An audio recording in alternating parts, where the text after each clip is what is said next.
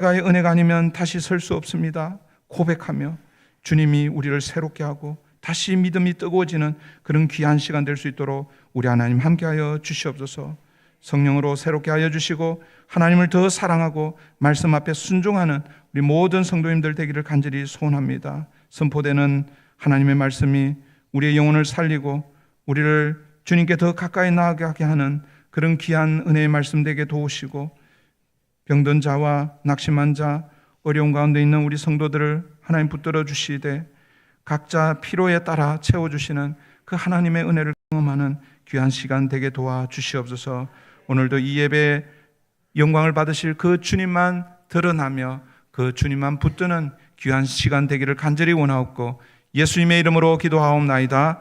아멘.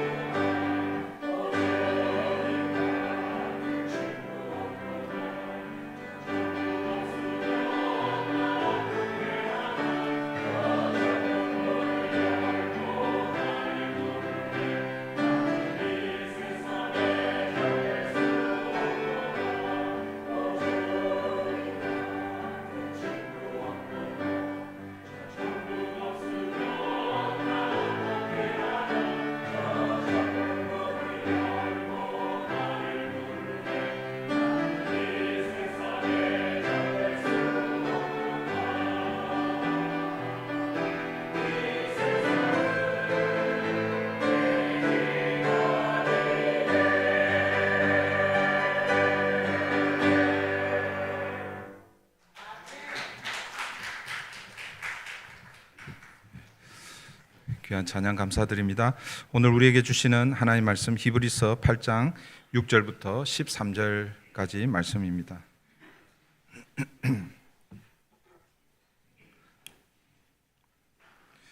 히브리서 8장 6절부터 13절까지 우리 신약성경 360페이지 있습니다. 우리 한 목소리로 함께 봉독하도록 하겠습니다. 네, 준비되셨어요? 네, 히브리서 8장 6절입니다. 다 같이 합니다. 시작. 그러나 이제 그는 더 아름다운 직분을 얻으셨으니 그는 더 좋은 약속으로 세우신 더 좋은 언약의 중보자시라. 저 첫 언약이 무흠하였더라면 둘째 것을 요구할 일이 없었으려니와 그들의 잘못을 지적하여 말씀하시되 주께서 이르시되 볼지어다 날이 이르리니 내가 이스라엘 집과 유다 집과 더불어 새 언약을 맺으리라. 또 주께서 이르시기를 이 언약은 내가 그들의 열조의 손을 잡고 애굽 땅에서 인도하여 내던 날에 그들과 맺은 언약과 같지 아니하도다. 그들은 내 언약 안에 머물러 있지 아니하므로 내가 그들을 돌보지 아니하였노라. 또 주께서 이르시되 그날 후에 내가 이스라엘 집과 맺을 언약은 이것이니 내 법을 그들의 생각에 두고 그들의 마음에 이것을 기록하리라. 나는 그들에게 하나님이 되고 그들은 내게 백성이 되리라. 또 각각 자기 나라 사람과 각각 자기 형제를 가르쳐 이르기를 주를 알라 하지 아니할 것은 그들이 작은 자로부터 큰 자까지 다 나를 알미라. 내가 그들의 불의를 긍휼히 여기고 그들의 죄를 다시 기억하지 아니하리라 하셨느니라. 새 언약이라 말씀하셨음에 첫 것은 낡아지게 하신 것이니 낡아지고 쇠하는 것은 없어져 가는 것이니라. 아멘.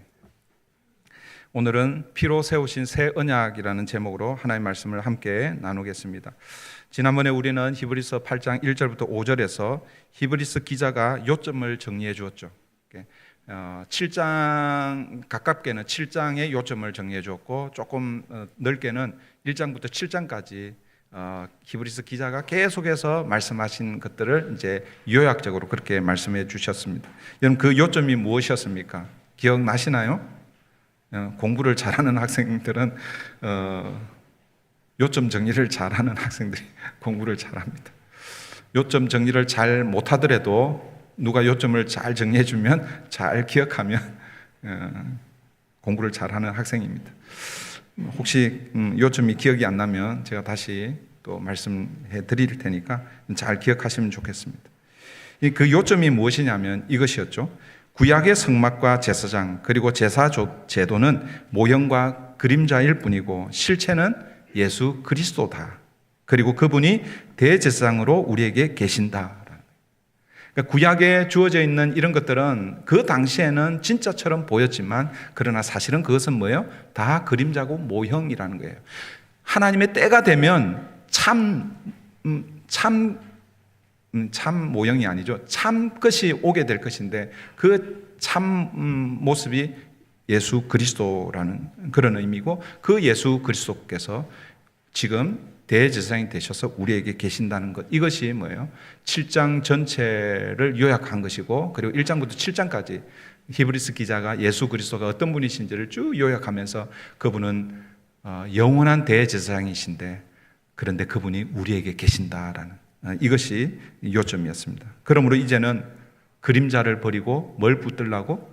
실체 대신 예수 그리스도를 붙들어야 한다라는 것이 지난주가 아니죠. 그 전주 말씀의 핵심이었습니다.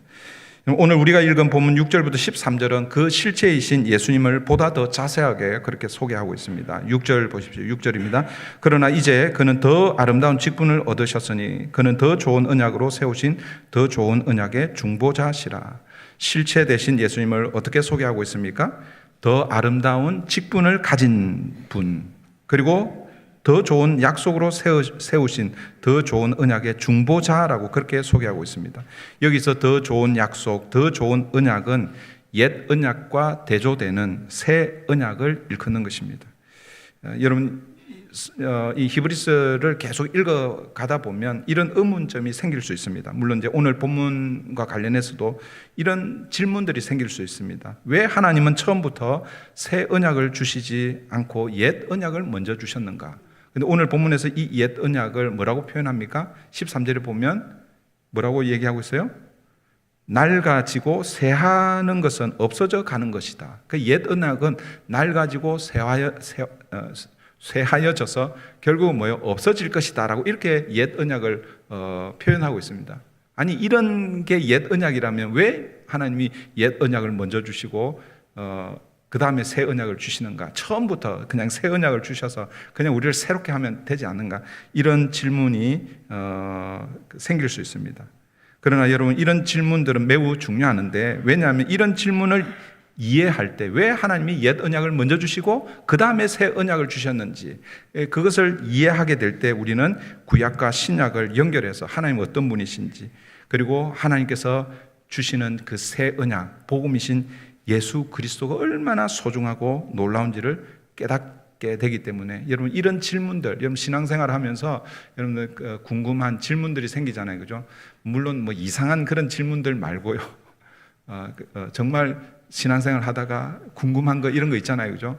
그런 질문들을 무시하지 마세요. 그런 질문들이 여러분에게 들면요, 왜 하나님 그렇게 하셨어요? 이렇게 물으시면 성령 하나님께서 여러분 가르쳐 주실 거예요. 만약에 안 가르쳐 주시면 저한테 이렇게 카톡을 보내세요. 그럼 제가 아는 부분은 대답해 드리고, 모르면 제가 또 공부하거나 또 저보다 더 뛰어나신 분들에게 물어서 그렇게 또 대답을 해 드리겠습니다. 근데 요즘은 질문 잘 안 하려고 그래요. 요즘 다 챗GPT, 제미나이 이런 게 있어가지고 목사한테 물어보기도 전에 이미 여러분들이 대답을 다 가지고 있는 경우가 많이 있습니다. 그런데 여러분, 언제나 챗GPT 이런 그 AI 여러분 사용하셔도 됩니다. 그러나 분별할 수 있어야 됩니다. 이 챗GPT나 이 AI, 갑자기 이런 얘기해서 죄송한데, 이것은 이제 우리 실제 삶의 자리로 이제 이미 이제 들어왔습니다. 그래서 나는 챗GPT 혹은 AI하고 나는 전혀 상관없이 살 거야.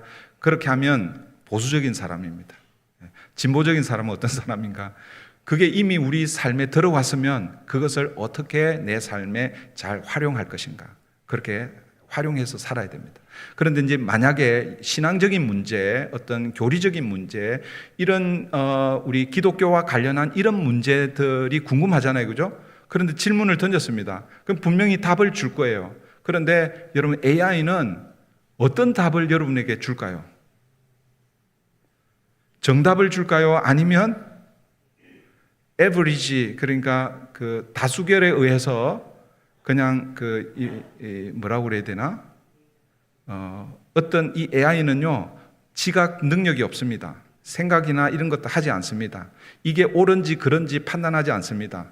AI는 그 수많은 정보 안에 어떤 정보가 더 많이 들어있고 어떤 정보가 더 많은 사람들이 말하고 있고, 그것을 잘 종합해가지고 여러분에게 답을 들려주는 거예요. 그런데 예를 들어서 이 AI가 가지고 있는 그 소위 말한 인포메이션 풀이 기독교 정통 교리, 좋은 목사님들의 글, 어떤 신학자들의 정확한 그런 교리들이 그 안에 80% 90% 이상 가득 차 있으면 이 AI는요, 그것을 중심으로 해서 여러분들에게 그렇게 답을 줄 거예요. 그런데 여러분, 이 정보의 풀은요, 그런 사람들의 정보만 가두고 있는 게 아니에요. 모아 가지고 있는 게 아니에요. 이단들, 사이비들, 뭐 이상한 이런 데서 쏟아지는 그런 정보들을 다 가지고 있습니다. 그러니까 여러분들이 궁금해하는 그 질문에 정답이라고 생각하고, 그걸 AI가 이렇게 대답했다고 해서 정답이라고 생각하고 그렇게 생각하면 안 되는 거예요. 언제나 뭐예요? 그걸 다시 한번 컨펌을 해야 됩니다. 이게 그러니까 뭐라고 그러죠? 디선, 분별을 할 수 있어야 됩니다. 그래서 여러분들이 더 많이 성경을 읽어야 되고, 기독교 관련된 뭐 책들이 기회가 되면 책들을 읽어야 되는데, 근데 가장 기본적인 게 성경입니다. 그리고 바른 교리, 바른 교훈을 여러분 잘 들으셔야 됩니다. 그래서 여러분들이 AI가 그런 어떤 답을 준다 하더라도 이건 아니야. 그래서 그런 것들을 저한테 이렇게 질문하거나, 아니면 혹시 여러분들 신뢰하는 목사님들이 계시면 그런 분들한테 반드시 컨펌을 받아야 됩니다. AI가 대답해 줬다고 그게 정답이라고 그렇게 생각하고 그렇게 살면 안 되는 거예요. 왜 이런 얘기를 지금 하고 있을까요? 네, 이런 질문들이 이렇게 생겨나면 그 질문들을 가지고 실험하는 것, 이게 우리 신앙에 도움이 될 수 있습니다. 그래서 이제 예를 들어서 이제 금방 제가 이런 질문들을 던졌잖아요. 그죠? 하나님 왜 옛 언약, 새 언약이 있다면 그냥 옛 언약 처음부터 주지 말고 새 언약을 주셔서 그렇게 하면 되는데 왜 옛 언약을 먼저 주셨는가라는 이런 질문들이죠. 이런 것들을 잘 이해하면 왜 구약이 있고 신약이 있고 그 구약과 신약의 이 연결성, 그 연속성, 어떻게 신약을 그 구약을 통해서 신약을 해석하고 그리고 또 뭐예요? 구약을 통해서 그러니까 신약을 통해서 구약이 성취되어 가는 것 이런 것들을 우리가 확인할 수 있다라는 것입니다. 우리 다시 6절 한번 보십시오. 6절입니다. 그가 더 아름다운 직분을 얻으셨으니 여러분 여기서 더 아름다운 직분이란 어떤 직분을 말하고 있을까요? 히브리서 전체 흐름에서 보면 예수님의 대제사장 직분을 말하고 있습니다. 예수님은 지지난주에 그렇게 제가 말씀드렸죠. 예수님은 하늘 성소에 들어가신 대제사장. 비록 이 땅에 육신의 몸을 입고 오셨지만 그러나 예수님의 그 대제사장 직분은 레위 지파 제사장들하고 다르다고 그랬잖아요. 그렇죠? 레위 지파 제사장들은 땅의 성소에서 일하는 사람이었고 그러나 예수님은 뭐예요? 하늘 성소에 들어가셔서 그 하늘 성소에서 제사장으로 그리고 희생 제물이 되셨다. 그렇게 말씀하셨습니다. 그리고 그 예수님의 희생 제물은 단번에 드려진 그리고 완벽한 효력을 가지고 있는 그런 제사였고 그런 제사를 드리신 분이 바로 예수 그리스도라고 그렇게 말씀을 드렸습니다. 그래서 여러분 더 이상 제사를 반복할 필요가 없습니다. 이 말은 어떤 의미냐면 예수님이 다시 오셔서 십자가에 달려 돌아가시고 이런 반복을 할 필요가 없다라는 거예요. 그러나 레위 제사장들은 어떻습니까? 여러분 날마다 아침 저녁으로 상번제를 드렸고요. 그 다음에 매년 대속죄일 날 제사를 드렸고 그리고 또 뭐요? 사람들이 죄를 범할 때마다 하나님 앞에 제사를 드릴 때 그때 뭐 다 제사를 집례했습니다. 왜 그렇습니까? 사람 제사장은 불완전하기 때문에 그래서 날마다 매년마다 그리고 죄를 지을 때마다 그렇게 제사를 드렸던 것이죠. 뿐만 아니라 여러분 제사장이라고 해서 자기는 그냥 거룩하고 그게 아니죠. 자기들도 뭐예요? 죄인이기에 다른 사람들의 제사를 드리기 전에 자신을 위한 제사를 먼저 드려야 했습니다. 그러므로 예수님의 대제사장 직분은 레위 제사장과 비교해 볼 때 비교가 되지 않는다라는 거예요. 그런 차원에서 뭐예요? 더 아름다운 영광스러운 직분이 예수님의 대제사장 직분이다. 그리고 그 직분은 더 좋은 약속 위에 세워졌는데 이 더 좋은 약속이 바로 뭐라는 것입니까? 새 언약이다라는 그런 의미입니다. 그러면 새 언약을 주시는 이유가 무엇인가? 7절과 13절에서 새 언약을 주시는 이유를 먼저 설명하고 있습니다. 7절 보십시오. 저 첫 언약이 무흠하였더라면 둘째 것을 요구할 일이 없었으려니와. 첫 언약이 무흠하였더라면 이게 뭐예요? 흠이 없었더라면 그런 뜻이잖아요. 그죠? 만약에 처음으로 주어진 첫 번째 주어진 이 언약 이것이 무엇입니까? 율법이잖아요. 그죠? 율법이 흠이 없었더라면 두 번째 언약인 새 언약을 주실 필요가 없었다라는 그런 의미입니다. 그러니까 다르게 표현하면 첫 번째 주어진 율법이 완전하였더라면 새 언약 대신 예수님이 요구되지 않았을 것이다. 요구되지 않았다는 것은 결국 뭐예요? 예수님께서 이 땅에 육신의 몸을 입고 오실 이유 필요가 없었다라는 그런 의미입니다. 그러니까 어떤 의미입니까? 첫 언약은 뭐예요? 불완전하다라는 거예요. 완전하지 않다라는 그런 의미로 이제 우리가 볼 수 있겠죠. 물론 이 부분 제가 다시 설명을 드리겠습니다. 그 다음에 13절도 보십시오. 13절 새 언약이라 말씀하셨음에 첫 것은 낡아지게 하신 것이니 낡아지고 새하는 것은 없어져 가는 것이니라. 여러분 여기서 첫 것은 결국 율법을 의미하죠. 그 율법은 낡아지고 새하여져서 결국은 없어진다라고 그렇게 말씀합니다. 그렇기 때문에 하나님께서 어떻게 해요? 새 언약을 주실 수밖에 없었다라는 거예요. 그러면 하나님께서 모세를 통해서 주신 이 율법이 문제가 있다는 말인가? 문제가 있었다는 말인가? 그렇지 않습니다. 율법 자체는 사실은 문제가 없죠. 그죠? 그래서 로마서 7장 12절에서 이 율법을 사도 바울이 이렇게 표현하고 있습니다. 로마서 7장 12절입니다. 이로 보건대 율법은 거룩하고 계명도 거룩하고 의로우며 선하도다. 여러분 율법은 거룩하고 의롭고 선하다라고 이렇게 표현하고 있습니다. 이 말은 다르게 표현하면 흠이 없다라는 것입니다. 근데 히브리서 말씀하고 조금 컨플릭이 생길 수 있잖아요. 그죠? 그런데 이것은 그런 큰 풀릭이 아닙니다. 이 히브리서에서 말씀하시는 것은 이 율법으로 하나님의 구원을 이룰 수 없다는 그런 의미로 율법은 뭐요? 흠이 있다라는 이런 의미이지, 율법 자체가 흠이 있다, 거룩하지 않다, 이런 뜻이 아니다라는 거예요. 그러니까 사도 바울의 말처럼 율법 자체로는 뭐요? 흠이 없습니다. 거룩합니다. 선하고 의롭습니다. 그러면 무엇이 문제입니까? 율법이 문제가 아니라 그 율법을 지켜야 하는 누가? 우리 인간이 문제라는 것이죠. 인간이 그 율법을 온전히 지키면 그 율법에 의해서 우리가 뭐요? 의롭게 되어서 구원을 받을 수 있습니다. 하나님 백성이 될 수 있습니다.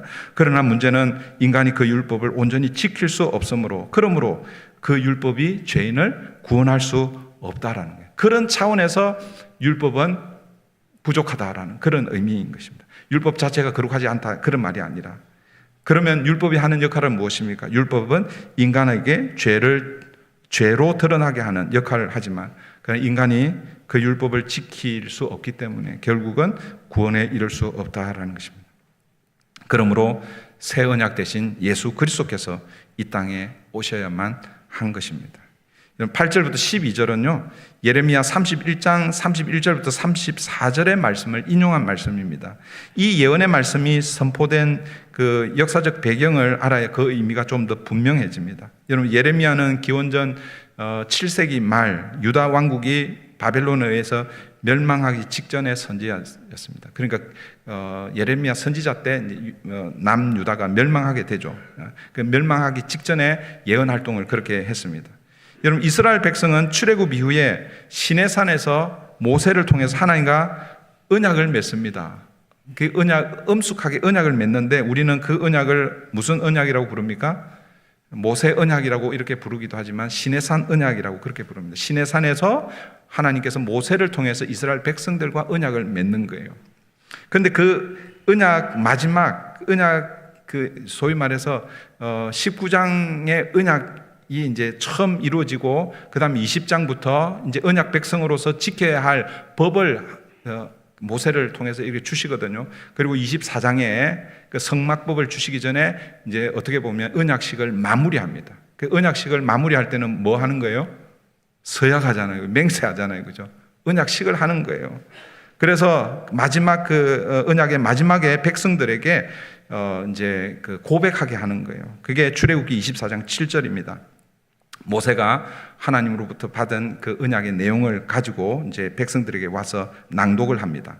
그래서 출애굽기 24장 7절인데요. 언약서를 가져다가 백성에게 낭독하여 듣게 하니 그들이 이르되 여호와의 모든 말씀을 우리가 준행하리이다.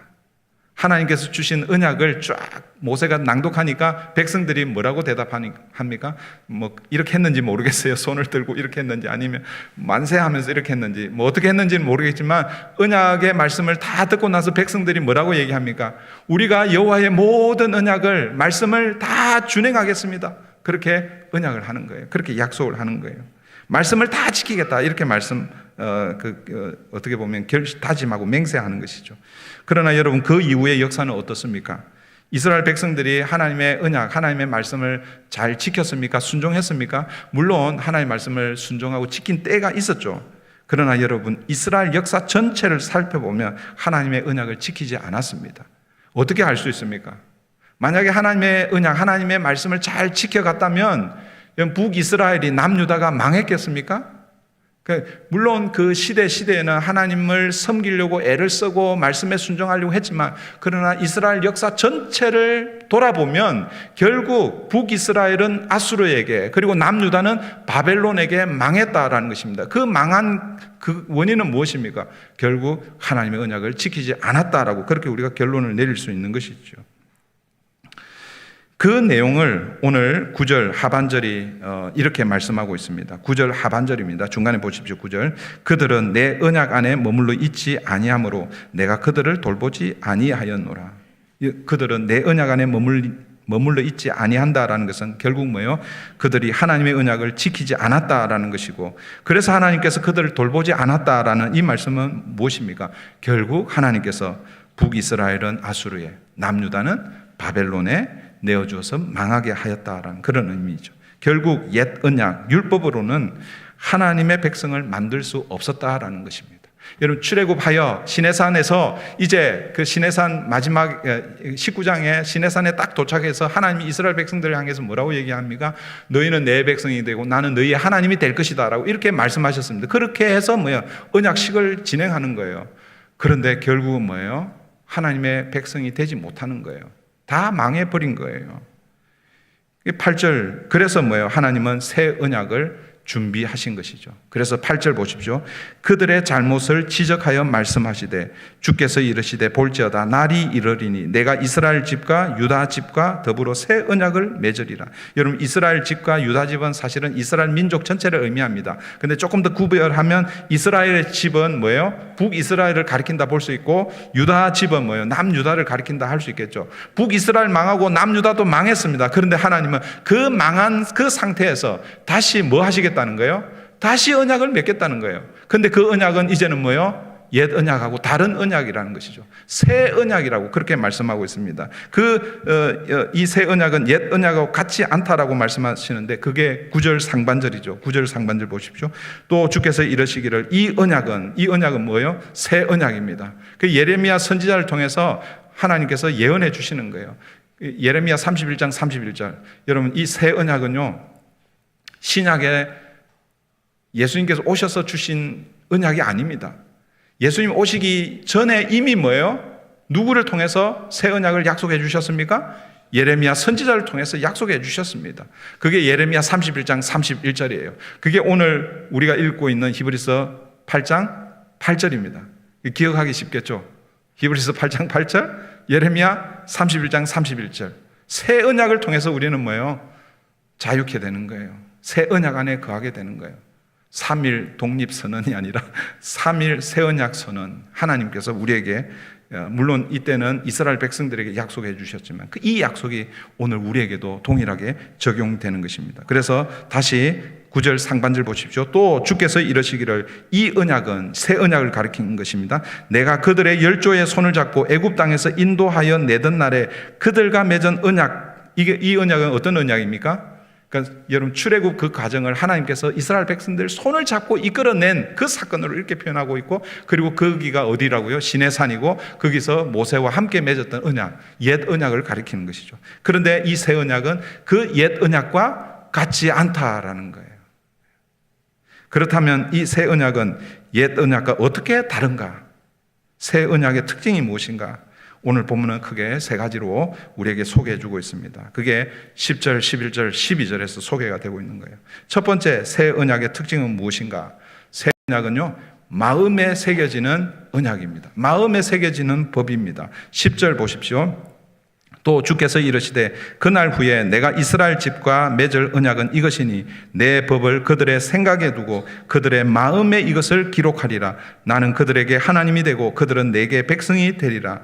하나님께서 이스라엘 집으로 세울 새 언약은 하나님의 법을 그들의 생각, 그들의 마음에 기록하겠다라고 말씀하고 있습니다. 여러분, 옛 언약은 어디에 기록해 주셨습니까? 그 옛 언약으로 대변되는 게 뭐 십계명이잖아요. 십계명 어디에 하나님이 기록해 주셨어요? 저게 지나가지고 제가 못 들었어요. 이 옛 언약을 어디에 기록해 주셨어요? 돌판, 예. 다르게 표현하면 돌비라고 그러죠. 여러분, 이 십계명은요, 우리 출애굽기 읽어보면 하나님께서 직접 새겨 주셨다 이렇게 표현하고 있습니다. 그런데 어디에 새겨 주셨다? 돌판에 새겨 주신 거예요. 돌비에 새겨 주셨습니다. 그런데 여러분, 하나님께서 이 돌판에 새겨 주신 이 옛 언약이 이스라엘 백성들을 하나님 백성 되지 못하고 결국은 그 언약 앞에서 다 죄인으로 드러나서 다 망하게 되었는데, 그런데 그 망한 자리에서 하나님께서 내가 새 언약을 너에게 주겠다. 이제는 뭐예요? 어디에 새겨주겠다는 거예요? 돌비가 아니라 마음, 신비에 새겨주겠다라고 말씀하고 계십니다. 그렇게 하셔서 하시겠다는 것이 무엇입니까? 새 언약을 그들의 신비, 생각, 그리고 마음에 새겨서 하시고자 하시는 것이 무엇입니까?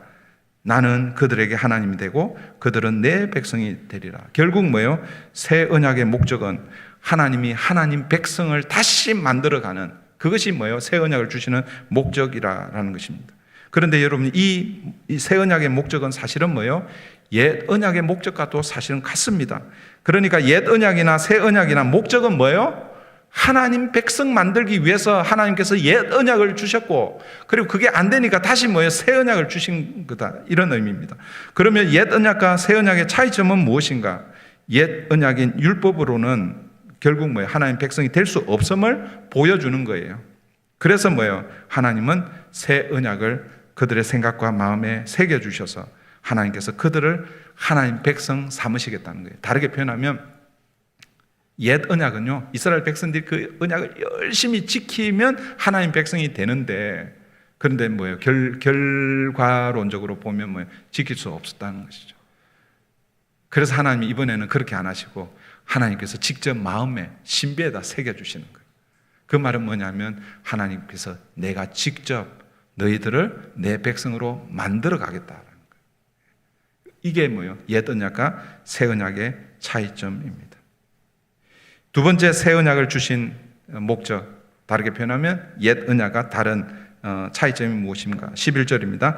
또 각각 자기 나라 사람과 각각 자기 형제를 가르쳐 이르기를 주를 알라 하지 아니할 것은 그들이 작은 자로부터 큰 자까지 다 나를 알미라. 이 주님을 알게 된다는 거예요. 새 언약이 주어지면 주님을 누가 가르쳐서 이게 이거야 이렇게 가르쳐서 아는 것이 아니라, 새 언약이 주어지면 누가 가르쳐 주지 않아도 뭐예요? 주님이 누구신지, 하나님이 누구신지 알게 된다라는 것이, 이것이 뭐예요? 새 언약이 가지고 있는 특징입니다. 이걸 다르게 표현하면 새 언약의 성취의 결과는 결국 뭐예요? 우리가 하나님이 누구신지를 알게 된다라는 이런 의미입니다. 여러분, 새 언약이 우리의 마음 신비에 새겨지면 형제들에게, 사람들에게 주님을 알라고 가르치지 않아도 알게 된다라는 것입니다. 작은 자로부터 큰 자까지 다 주님을 알게 된다는 것입니다. 여러분, 이것이 어떤 의미일까요? 좀 오해할 수가 있는데, 요한 1서 2장 27절을 보면 이 의미가 어떤 의미인지 우리가 좀 짐작할 수 있습니다. 요한 1서 2장 27절입니다. 너희는 주께 받은 바 기름 부음이 너희 안에 거하나니 아무도 너희를 가르칠 필요가 없고 오직 그의 기름 부음이 모든 것을 너희에게 가르치며 또 참되고 거짓이 없으니 너희를 가르치신 그대로 주 안에 거하라. 주의 기름 부음이 있으면 이렇게 표현하고 있는데, 이 주의 기름 부음을 다르게 표현하면 뭐요? 이게 기름을 붓는다는 것은 뭐예요? 성령이 임한다, 이런 뜻이잖아요, 그죠? 그렇게 이해하셔야 됩니다. 그러니까 성령이 임하면, 그때가 되면 누가 뭐를 이렇게 가르쳐 주지 않아도 뭐요? 알게 된다라는 그런 의미입니다. 그런데 이 말씀을 오해하면 안 되는데, 성령이 임하면 더 이상 성경 공부나 설교가 필요 없다, 이렇게 오해하면 안 됩니다. 이건 제가 제 설교를 열심히 들으세요, 저하고 성경 공부를 열심히 하세요, 이렇게 이 말씀을 드리려고 하는 게 아니에요. 그러니까 이제 오해는 없으시기를 바랍니다. 지금 이 요한 1서 2장 이 말씀은 어떤 말씀입니까? 어떤 말씀이냐면, 성령이 임하면 더 이상 성경 공부나 설교가 필요 없다, 그런 말씀이 아니라, 이 말씀의 원래 뜻은 성령이 임하지 않고서는 하나님이 누구신지, 주님이 누구신지를 알 수 없다라는 그런 뜻입니다. 그러므로 주님을 아는 것, 하나님을 아는 것은 사람이 가르쳐서 되는 게 아니다라는 거예요. 여러분, 전도해 보신 분들은 아실 거예요. 저 사람은 내가 조금만 이렇게 하면 예수를 믿을 것 같은데 아무리 해도 이게 예수를 안 믿는 거예요. 그런데 저 사람은 내가 포기했어요. 절대 예수 믿지 않을 것 같은데 그런데 예수를 믿는 거예요. 그게 신기하잖아요, 그죠? 여러분, 그 요나 선지자가 이 얘기 안 하겠습니다. 얘기하면 길어질 것 같으니까. 지금 이 말씀의 포인트는 뭐냐면, 여러분, 우리가 하나님을 아는 것, 이것은 사람이 가르쳐서 되는 게 아니다라는 거예요. 주의 영이 임하면 자연스럽게 하나님 누구신지 알게 된다라는 거예요. 성경 공부가 필요 없다는 게 아닙니다. 성령이 임한 자에게 하나님의 말씀을 통해서 더 하나님을 알아가게 된다라는 것이죠. 성령이 임하지 않으면 아무리 프로페셔널한 성경 교사, 신학자가 와가지고 아무리 말씀을 가르쳐도 성령이 임하지 않으면 그 사람이 하나님을 알 수 없다라는 거예요. 구원받지 못한 날 회심할 수 없다라는 거예요. 그러나 성령이 임한 자는, 여러분, 할머니들도 성령이 임하면 자기가 죄인인 것을 깨닫고 회개하고 하나님의 백성, 하나님의 자녀가 된다. 그런 의미입니다. 이것이 뭐예요? 새 언약이 주어지면 일어나는 현상이라는 거예요. 세 번째, 새 언약을 주신 목적이 무엇인가? 12절입니다. 내가 그들의 불의를 긍휼히 여기고 그들의 죄를 다시 기억하지 아니하리라 하셨느니라. 하나님께서 그들의 불의를 긍휼히 여기시고 그들의 죄를 다시 기억하지 아니하신다라는 이것이 뭐예요? 새 언약이 임하면 일어나는 현상입니다. 이것이 새 언약을 주신 목적입니다. 하나님의 법이 첫 번째 어떻게 해요? 하나님의 법, 새 언약이 첫 번째는 마음의 신비에 기록이 되었죠. 그래서 그 결과로 뭐예요? 주님이 누구신지를 알게 된다고 그랬죠. 그러한 자를 하나님께서 긍휼히 여기셔서 다시는 그 죄를 기억지 아니하겠다라고 말씀하신 것입니다. 이것이 결국 뭐예요? 그들을 하나님께서 자기 백성으로 삼으시고 하나님은 그들의 하나님이 되시겠다는 것이 바로 이 새 언약의 내용이고 새 언약의 목적입니다. 사랑하는 성도 여러분, 이 새 언약이 어디에서 이루어진 것입니까? 십자가에서 이루어진 것입니다. 우리는 언제나 설교의 마지막에 기승전 결론은 십자가. 하나님께서 이 새 언약을 우리에게 주시는데 신비에 새겨 주시려고 하시는데 그래서 그 신비에 새겨지면 하나님이 누구신지를 알도록 그래서 하나님을 안 자들은 내가 비록 죄인이지만 그러나 하나님께서 내 죄를 기억하지 않으시구나. 그걸 다르게 표현하면 하나님께서 내 죄를 다 용서해 주셨구나. 이것이 어디에서 일어난다고요? 우리가 열심히 노력해서 되는 것이 아니라 새 언약 대신 예수 그리스도께서 십자가에서 이루신다라는 것입니다. 다르게 표현하면 이 새 언약은 예수님의 피로 세우신 언약이다라는 것입니다. 그래서 예수님께서 마지막 제자들과 유월절 식사를 하실 때 떡을 먼저 나누어 주시고 그 다음에 뭐예요? 잔을 들어 축사하시고 제자들에게 나누어 주시면서 그 포도주를 뭐라고 표현하고 있습니까? 이것은 너희를 위하여 흘리는 내 언약의 피다. 새 언약이다.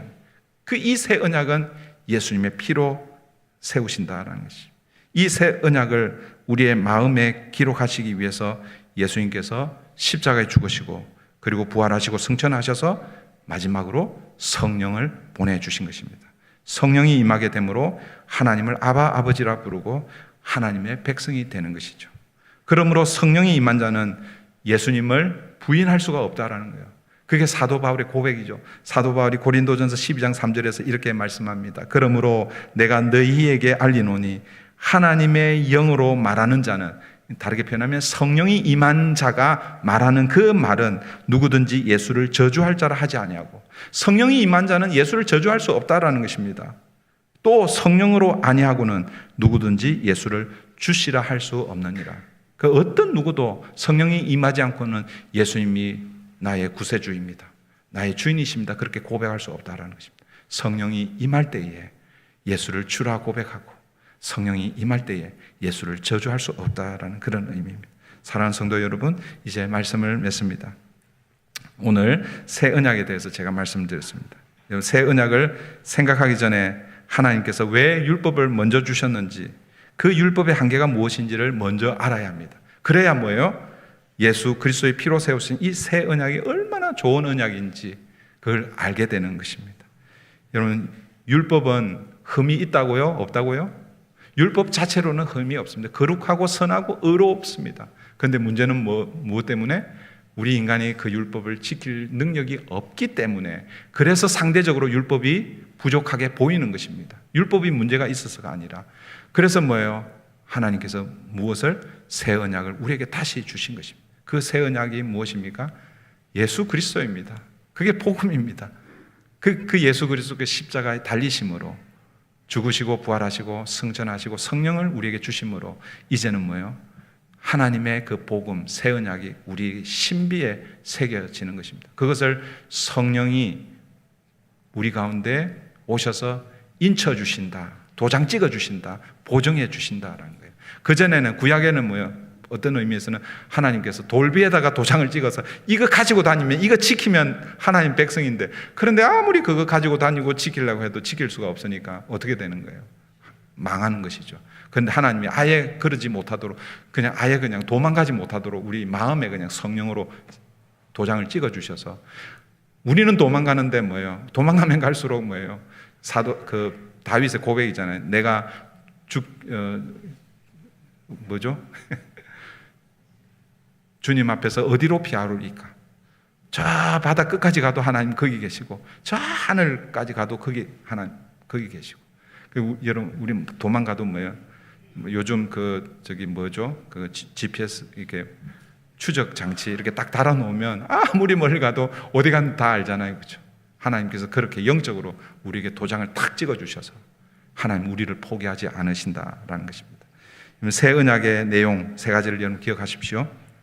첫 번째는 하나님의 법이 새 언약이 어디에요? 우리의 마음, 신비에 새겨졌다는 것. 그리고 두 번째는 그 결과로 우리가 뭐예요? 하나님을 알게 되는 거예요. 여러분 요한복음 17장 3절에서요 영생을 이렇게 표현하고 있습니다.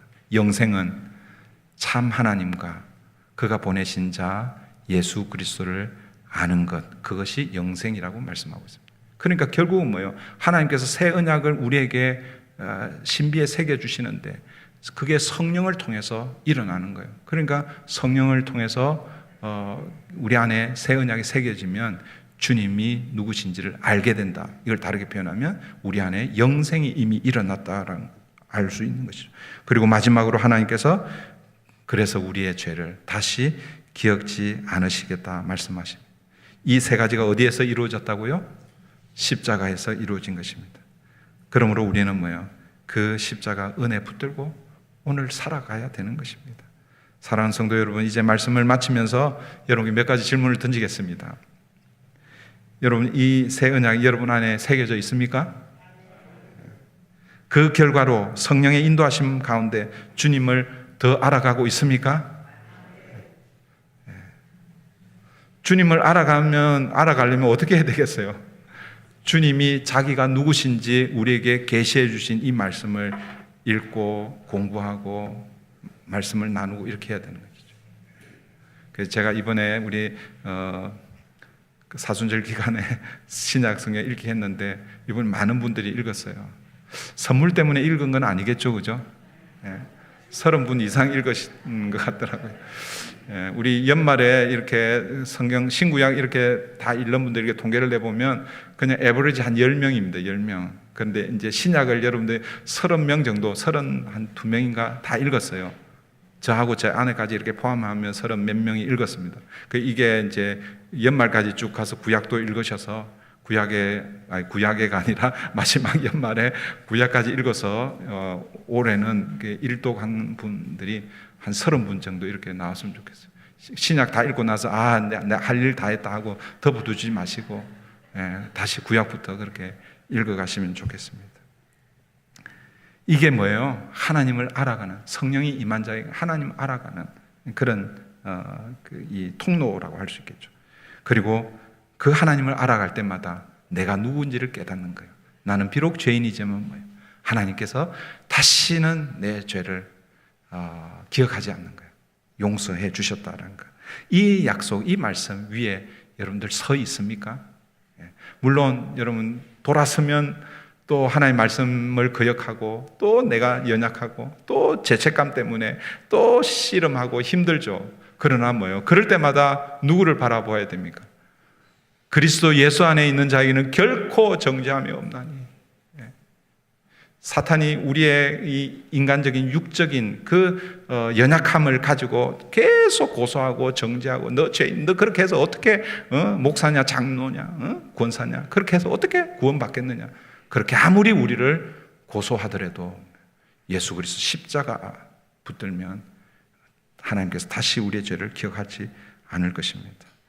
혹시 이 자리에 계신 분들 가운데 아직도 새 언약 안에 들어오지 못하신 분 계시다면 지금이 그때입니다. 여러분 마음속으로 하나님 새 언약을 내 마음 신비에 새겨주십시오. 결국은 뭐예요? 성령이 임하게 하시고 그 성령을 통해서 예수를 구주로 고백하게 하시고 그 예수를 구주로 고백할 때 우리의 죄를 용서해 주신다는 게 사도행전 2장의 그 마지막의 말씀이잖아요. 그죠? 그런 은혜가 오늘 저와 여러분 가운데 있기를 바랍니다. 사도 바울이요 갈라디아서 2장 20절에서 이렇게 고백하잖아요. 내가 그리스도와 함께 십자가에 못 박혔나니 그런즉 이제는 내가 사는 것이 아니요 오직 내 안에 그리스도께서 사시는 것이라. 여러분, 이것이 새 언약 안에 사는 자들의 고백이고 삶의 자세입니다. 이제는 내가 율법을 지키며 열심히 그렇게 해서 하나님 앞에 의를 얻으려고 하는 것이 아니라 이미 그리스도께서 내 안에, 성령께서 내 안에 계시기 때문에 이제는 내가 사는 것이 아니고 주님이 사는 것입니다. 다르게 표현하면 주님과 함께 살게 해주십시오. 이것이 사도 바울의 고백입니다. 이번 한 주간도 이 새 언약의 은혜 안에서 살아가는 저와 여러분 되기를 바랍니다. 기도하겠습니다. 좋으신 하나님 감사합니다. 우리는 다 죽을 수밖에 없는 죄인들이었습니다. 이스라엘 백성들도 북이스라엘은 아수르에, 남유다는 바벨론에 의해서 다 멸망하고 사라졌습니다. 그런데 그 멸망의 자리에서 하나님께서 새 언약을 선포하시고 선언하시고 그 새 언약을 통해서 우리를 다시 살려주신 줄 믿습니다. 그 새 언약을 예수 그리스도 십자가에서 이루신 줄 믿습니다. 이제는 그 새 언약이 돌비에 새겨진 것이 아니라 우리의 신비에 새겨지고 그 결과로 주님이 누구신지를 알게 되고 고백하게 되고 그리고 나는 비록 죄인이지만 하나님께서 우리 죄를 다시 기억하지 않는다는 그 확신 가운데서 오늘을 사는 우리 모든 성도님들 되게 도와주시옵소서. 감사하며 예수님의 이름으로 기도하옵나이다. 아멘. 우리 찬송가 287장 부르면서 드려진 예물 하나님 앞에 올려드리겠습니다.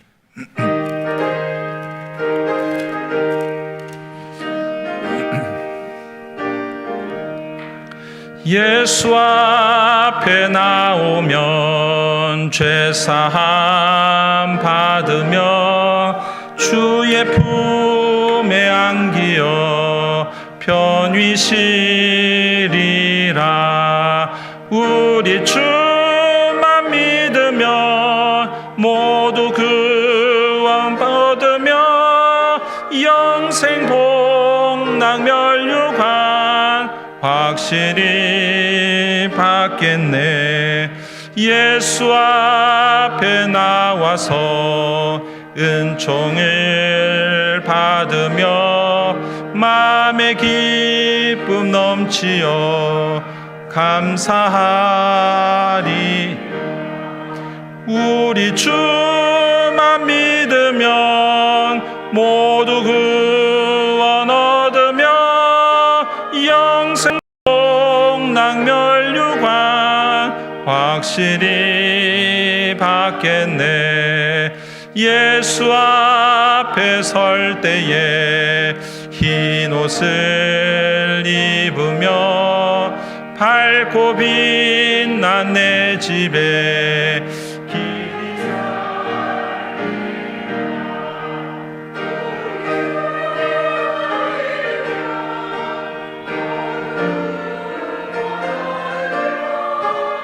영생 복락 멸류관 확실히 받겠네.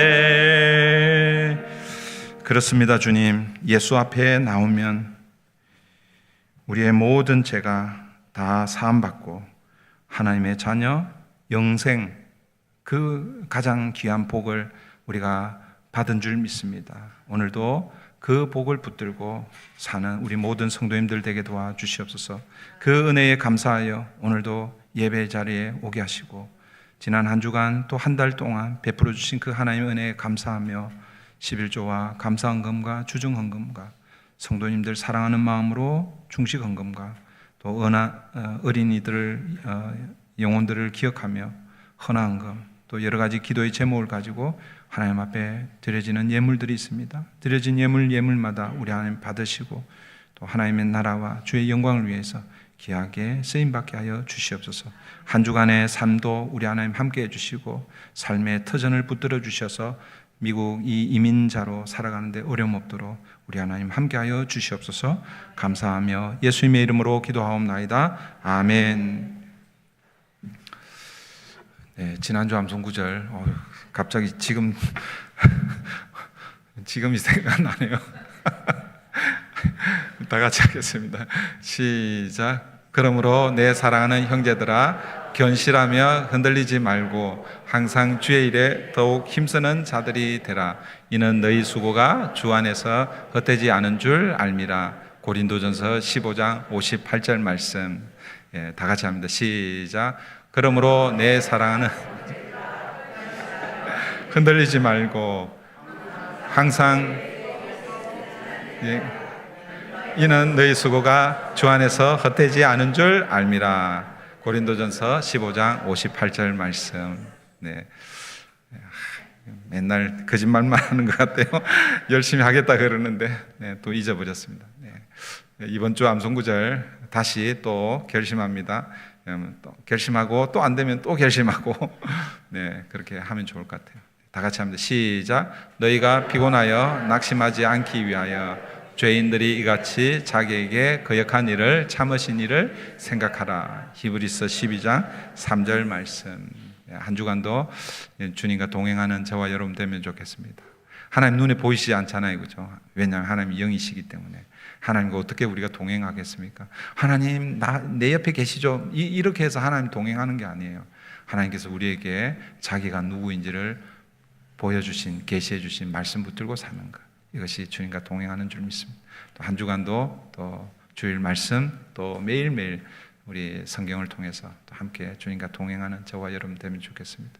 이번 주 우리 수요 캠퍼스 전도는요, 칼폴리 포문화에서 있습니다. 여러분 가든지 보내든지 여러분 기억해 주시고 또 함께 참여해 주시고 또 함께 해주시면 감사하겠고요. 우리 지난번에도 잠깐 말씀드렸지만 내년부터는 이제 부활 주일 전에 이제 봄 대청소 하려고 그럽니다. 이게 그 우리 그 교회 목회력에 이게 이렇게 기록을 안 하니까 늘 항상 부활주일 그 고난주간 끝날 때쯤 돼서 생각이 나더라고요. 그래서 이번에 우리 당회 장로님들하고 의논하면서 내년엔 아예 그냥 스케줄에 넣겠다 그랬습니다. 그래서 고난주간 전주 아니면 그 부활주일 전주 토요일 날 같이 이제 교회 청소 하려고 하는데요. 근데 이번에 이제 조금 늦긴 했어도 그렇게 하려고 합니다. 우리 이번 주 말고 다음 주 토요일이 우리 그 교회 학교 아이들 브릿지 갓 탤런트 저녁에 오후에 그렇게 하는데 그 전에 우리 KM 어른들이 오전에 새벽 예배 끝나고 나서 교회를 조금 청소하고 그렇게 해서 저녁에는 또 우리 EM과 교육부 학생들하고 그렇게 또 행사를 하려고 하니까 여러분 이번 주 말고 다음 주 토요일 날 여러분 평소에 안 나오시는 분들도 그때 한번 와가지고 뭐 할 거 없나 이렇게 보시고 할 거 없으면요 여러분들 그 음료수 하나 사가지고 이렇게 오시면 돼요. 네. 네, 우리 4월 18일 날 우리 갓 브릿지 탤런트가 있고요. 5월 첫 주에는 우리 성찬식이 있고 그 다음에 지난주에도 말씀드렸죠. 원래 셋째 주인데 둘째 주로 그렇게 야외 예배를 하고 그 다음에 셋째 주에 우리 바울 선교회가 또 식사 준비해서 그렇게 2주 동안 야외 예배 그리고 또 바울 선교회가 봉사하고 그렇게 하도록 하겠습니다. 네, 예배를 위해서 또 교회를 위해서 늘 같이 기도해 주시면 감사하겠고요. 어제 여러분도 이제 소식 들으신 분들은 아시겠지만 그 우리 보통 멕시코는 테카테를 방문을 했습니다. 그래서 그게 이제 좀 익숙한데 거의 3년을 우리가 계속 1년에 한 서너 번 가기 때문에 익숙했는데 티와나 이번에 세미나 하는 데는 처음 갔어요. 그리고 우리 티와나 원래 그 보더라인 그 통과하는 데가 아니라 오따이 그쪽 그 인근에 교회에서 세미나가 있었는데 그날 어제가 이 부활절 그 브레이크 끝나는 날이고 그래서 우리가 10시에 그 통과할 때 그때부터 줄이 길게 서 있더라고요. 그래서 가면서 나중에 넘어올 때 시간이 많이 걸리겠다 그렇게 우리가 짐작은 했는데 올 때 얼마나 고생했는지 몰라요. 처음에 라인을 잘못 타가지고 1시간 반 거의 2시간을 헤매다가 다시 겨우 나와가지고 탔는데 그냥 끝없이 펼쳐지는 그 라인. 그래서 우리 2대가 갔는데요 거의 한 10시 한 대는 9시 20분쯤에 통과하고 두 번째는 10시 거의 반에 통과한 것 같아요. 그렇게 해서 그 뒷차는 오다가 또 사고를 당한 그 라인에 서가지고 그래서 어제 12시 30분에 도착했습니다. 하여튼 그래도 안전하게 잘 다녀와서 너무 감사하고, 또 특별히 어제는 우리 그 청소년 35명, 그리고 또 우리 스태프들 한 15명, 한 50명이 금요일, 토요일 이렇게 세미나를 하는데, 또 우리가 함께 또 섬길 수 있어서 너무 귀한 시간이었고, 우리 기도 제목은 그 아이들이 지금 이제 티네이저들이잖아요. 앞으로 10년, 20년 후에 교회에, 그리고 그 지역과 또 종교, 정치적으로 그런 좋은 리더로 세워지면 하나님 참 기뻐하실 것이다 생각이 듭니다. 그 중에 하나가, 한 아이라도 그렇게 하면 여러분, 하나님께서 우리가 그때 사역 참여했다 기뻐하실 줄 믿습니다. 계속 기도해 주시고, 또 선교에 함께 동참해 주신 여러분들께 감사드립니다. 그래서 5월 2일 날 우리 선교 기금 마련을 위한 골프 대회가 있죠, 그죠? 그래서 참여하시는 분들도 뭐 있지만, 또 참여하시지 않은 분들은 난 뭐 골프 안 치니까 나하고 상관없다가 아니라, 교회에서 하는 것들은 다 뭐요? 복음을 전하고 전도하고 또 선교하는 그 일에 하려고 하니까 여러분들 관심을 가져주시고 함께 해주시면 감사하겠습니다. 우리 다 함께 자리에서 일어나셔서 마지막 찬양 드리고 축도로 예배를 마치겠습니다.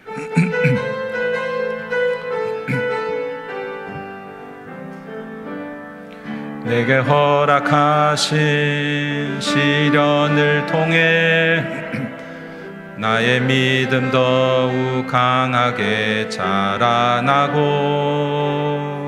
험한 산과 골짜기 지나는 동안 주께 더 가까이 나를 이끄시네.